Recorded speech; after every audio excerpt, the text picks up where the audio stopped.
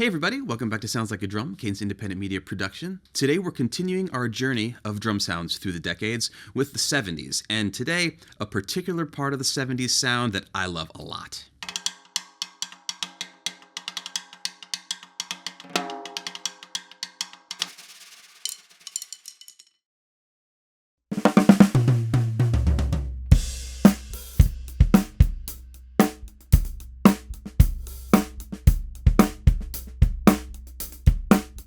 If this is your first time checking out one of our Drum Sounds Through the Decades episodes, there are a few things that we're definitely doing here, and there are a few things that we're definitely not doing here.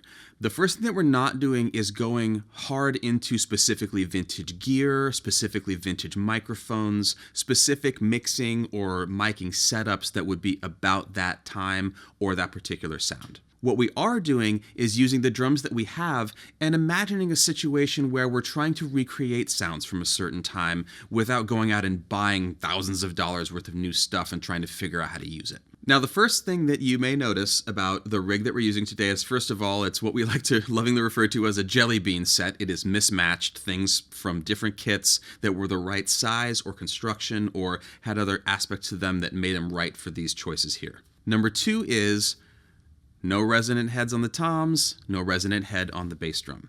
This isn't the first time that we've taken the reso off of the bass drum to get this quicker, punchier sound, but now we're stepping into the realm of what we call concert toms. We have also touched upon this in the past in some tutorial episodes, just getting into the idea and the sound and what they can do. This is a scenario, though, where we're imagining sounds from this decade that were predicated on rigging up the drum set this way for a variety of reasons. Lastly, specific choice on the snare drum is we have a significant amount of muffling on the batter head. We're using a bandana. It's covering part of the head, but not the entirety of the head. And most of the mass of it is folded up at the edge so that we can still strike the normal surface of the drum head, but completely quell the extra overtones. Now, before we go any further, let's jump in and hear how these drums are sounding today.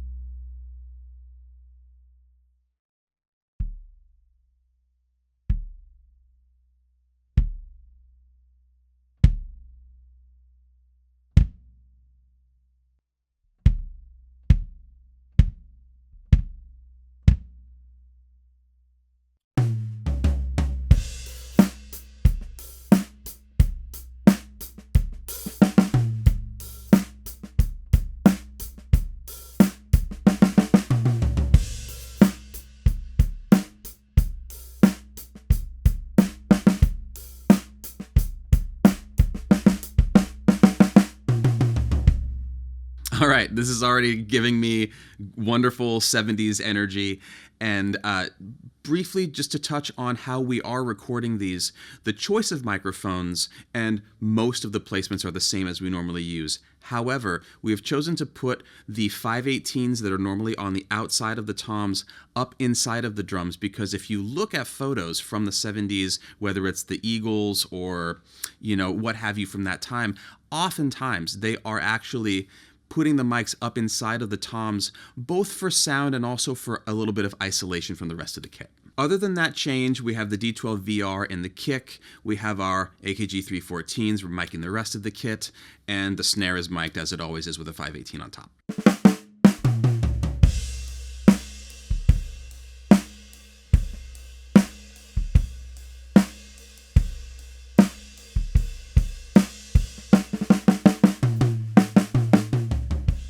Now, with this rig, this kind of sound is used in a lot of different styles of music in this era, and it was popular for kind of a long time. And there were a few reasons why this came about. It's a little bit of a chicken egg scenario. You could argue a lot of different angles for this, but in the 70s, music was experiencing more and more options in recording, which included multi-track recording the kit, sending each piece through a single microphone to its own track in the tape machine, and then mixing them together more dramatically, as opposed to previous generations where the drums were on maybe 2 or 3 tracks and you just kind of had as much drums as you wanted or as little. And coming around to this now, we can turn up the rack tom, we can turn down the snare, and this leads us to wanting to isolate those microphones as much as we can and also minimize overtones and overall sustain and resonance that starts to bleed around. This would then lead into the opportunity to use things like heavily gated reverb and really leaning on the close mics to then take this fairly dry, very close-up sound and blow it up into a really big drum sound that we might recognize from that era. It's also worth noting that Phil Collins, very big concert tom player, thinking about records of his that have seminal drum fills, you know the ones I'm talking about.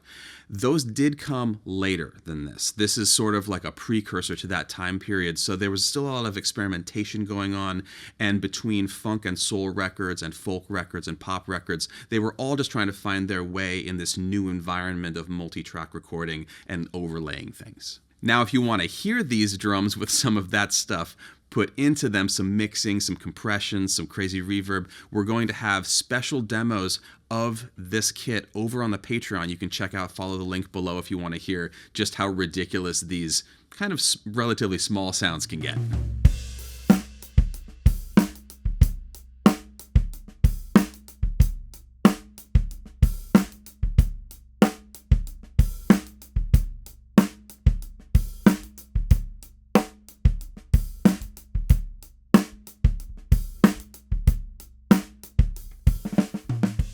In addition to removing the resonant heads on most of these drums, everything but the snare, we also made some very specific choices about the batter heads that we are using for the sounds today. Evans hydraulic heads were booming in the 70s. At times it was 50% of their entire production just making hydraulic heads. And the marriage of these thicker, more punchy, and relatively low in overtone batter heads really goes great with this sound and gets us very close to what we're hearing in some of those older recordings.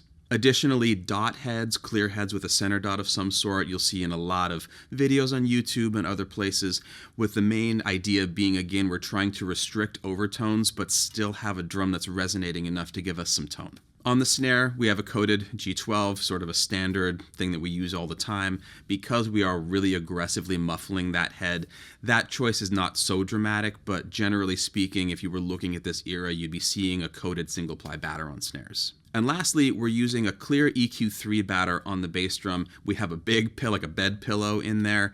The main takeaway from that is this is a head with a small muffling ring built into it, but we are defeating anything that's doing by putting that big pillow in there.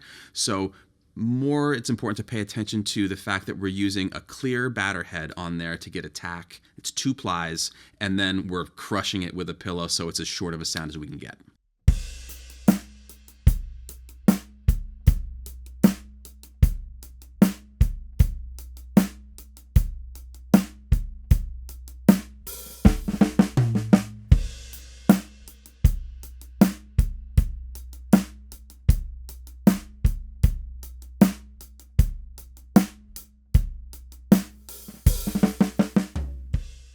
In terms of tuning of the toms today, and also the bass drum, we threw the heads on, we started tuning them up through the range, and they hit a spot where there was a nice amount of tone balanced with the attack. After we went and recorded them, we discovered that there was some pretty aggressive basketball-y, overtony stuff in the floor tom, which ultimately got alleviated by slightly changing the mic positioning, but more importantly, lowering the tuning of the floor tom. The ultimate place that we ended up with is that these batters are tuned significantly higher than I normally would for these 2 toms, but you're going to run into wanting things a little bit differently when you're only dealing with one head at a time and you don't have that resonant head giving you all that other energy and changing the behavior of the whole drum. In terms of the kick, I just got the head in tune with itself. I put the pillow in there. The pillow's doing most of the work. There's really not anything about the tuning of the bass drum that's giving us the part of the sound that's useful, other than that there's enough tension on it that the rebound feels good. And finally, with the snare drum, I went a little bit higher than I had initially planned, but it actually just sounded really nice. And I did the tuning specifically knowing that I was going to be putting all of a bandana on the edge of the drum folded up, which is a fairly significant amount of mass. And in that, it really reduced a lot of the high overtones, which resulted in a nice short sound because it's tuned up, but then also a warm, punchy sound because we're quelling all of that.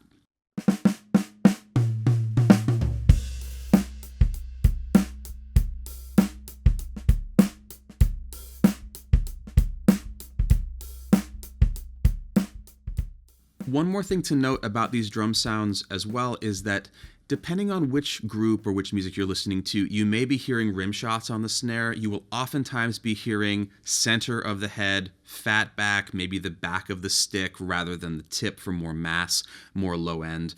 You'll hear high tune sounds, you'll hear low tune sounds, but the main thing that we are taking from this is that it's a warm, short, round kind of sound, whether you're talking about the Commodores or the Eagles or, pretty much anything from that time. Now, in case you're looking at the snare and going, I've seen that snare before, you're right, we've used it a lot. This is a 70s Supraphonic. It's the only thing on the kit that's actually from the 70s. And suffice to say that Supraphonics had been around for a while before that. They were pretty much universal in the 70s in terms of recording. I mean, they're super duper common. New Supraphonics, old Supraphonics, it really doesn't matter. You can get these sounds from a wooden drum, a brass drum, an aluminum drum. It just has to do with intelligent head choices, certain amount of muffling, and knowing also whether or not you want to catch the rim or play it in the center, because oftentimes with a heavily muffled sound, one of those is going to sound better than the other.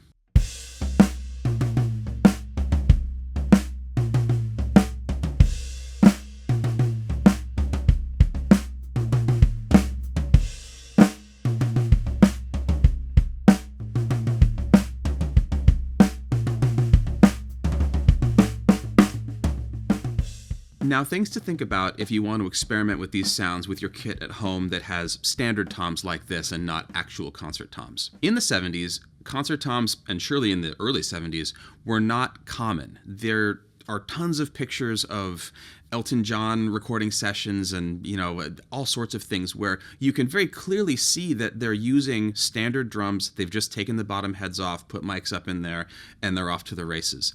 The hardware that holds on the bottom head can be, and especially in the case of these drums, ridiculously rattly if you don't have a bottom head on there. In the case of these drums, the way that the lugs are constructed is such that we could very easily remove the part that was rattling and defeat that issue. If you are experimenting with this and hearing a lot of racket from those lugs, there are several choices you can do, starting with, if you want to, just taking the lugs off of the shell. You could do that. Mesh heads are also an option for this because, again, what's giving us this sound is the air being able to escape out of the bottom of the drum. Another option you can explore is something that we've done with the bass drum in the past, which would also work with the toms, which is to take a standard head and cut the center out of it so that you have, maybe an inch remaining of the head around so that you can still mount it, but without having all of that membrane to vibrate. The point of all of these options is just to make sure that you're not getting rattling from the lugs, because there's going to be a lot of noise from those depending on the brand you might be using or depending on when your kit might be from. And it can be loud enough to really interfere, even just playing acoustically, never mind trying to record it.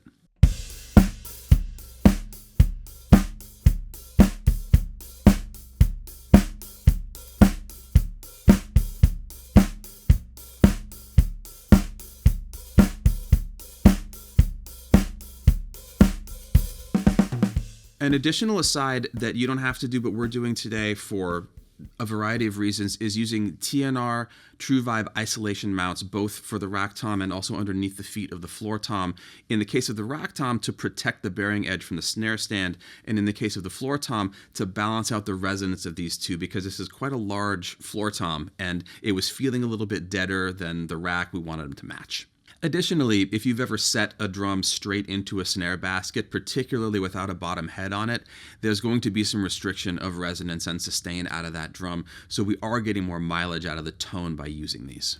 Also, in case you're curious, it's not really part of the drum sounds, but I did bring some pretty old A Zildjian cymbals just to kind of round out being sort of broken in and going with that kind of sound. Absolutely not necessary. Whatever cymbals you want to use are totally fine, but it is worth noting that if you happen to look at somebody's setup from the 70s and it says what they were using, if it says they were using new beat Zildjian hi-hats, they're not as heavy as the new beats from today. If it says that they're using medium crashes, they were thinner than the medium crashes from today. So if anything, and at least I think this way, err on the side of thinner for this time period, even if you're going for rock sounds, because the sounds they were getting were from thinner cymbals.